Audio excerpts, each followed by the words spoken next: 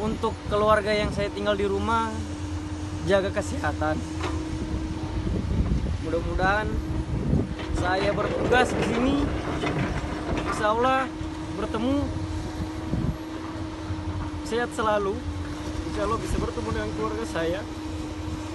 Saya sangat rindu dan juga saya berterima kasih kepada tim relawan yang sudah datang dari jauh, meluangkan waktu, meninggalkan keluarga mereka. Tanpa mereka, kami Basarnas tidak bisa buat apa-apa.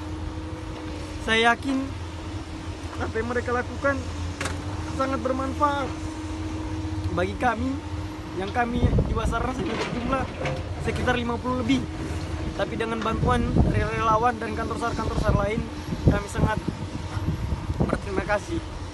Saya bisa menitip pesan buat teman-teman relawan, hanya bisa bilang terima kasih. Tidak bisa mengatakan memberikan apa-apa, hanya bisa memberikan kata terima kasih kepada teman-teman relawan. Ayo, Pak. Selamat bertugas. Siap. Terima kasih, Terima Pak. kasih.